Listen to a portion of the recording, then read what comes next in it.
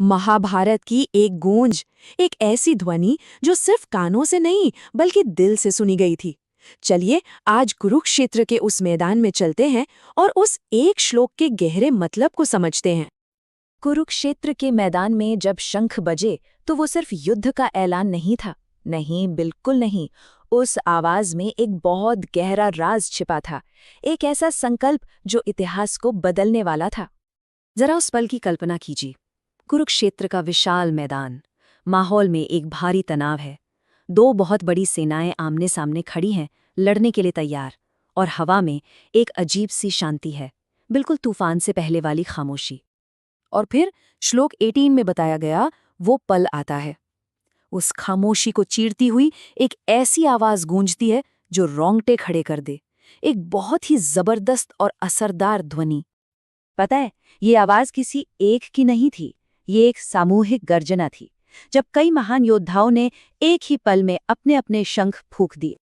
ये किसी एक योद्धा की पुकार नहीं थी, ये तो एक महागर्जना थी। सोचिए, कृप से लेकर काशीराज तक, धृष्टकेतु से लेकर द्रौपदी के पुत्रों तक, अनगिनत महारथियों ने एक साथ अपने शंख फूके, और उससे जो ध्वनि पैदा हुई वो उनकी जबरदस्त एकता और धर्म के लिए उनके पक्के इरादे का प्रतीक बन गई। इस ध्वनि को हृदय कंपाने वाली गूंज कहा गया है।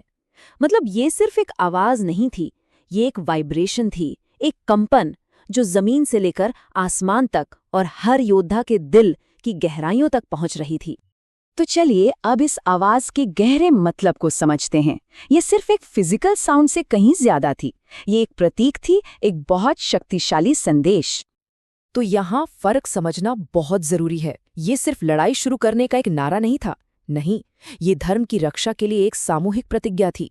ये आक्रामकता नहीं थी, बल्कि अपने विश्वास और पक्के इरादे का इजहार था। ये पूरी सेना के संकल्प की एक आवाज थी। तो सवाल उठता है कि ये प्रतिज्ञा थी किस लिए?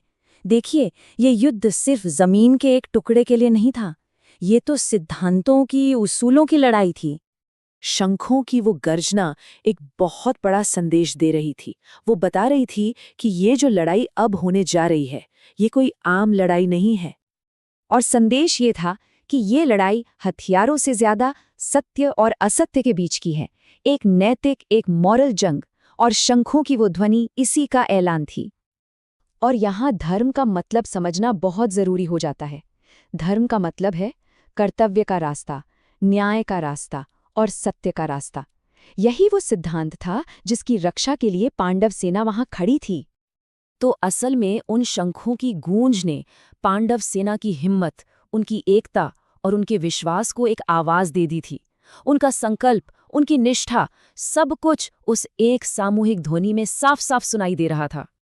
चलिए अब देखते हैं कि हजारों साल पुरानी ये घटना आज भी उतनी ही सच्ची और प्रासंगिक कैसे है।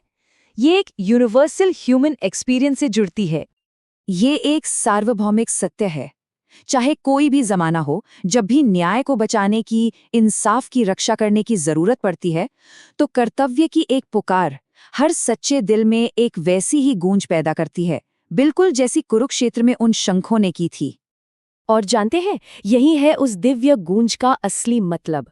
वो युद्धभूमि की बाहरी ध्वनि असल में हर योद्धा के अंदर गूंज रही कर्तव्य की पुकार का ही प्रतीक थी। असली दिव्य गूंज तो वो थी। तो ये सारी बातचीत एक गहरे सवाल पर आके रुकती है। जब न्याय दांव पर लगा हो तो किसी के अपने दिल में कर्तव्य की गूंज कैसी होती है?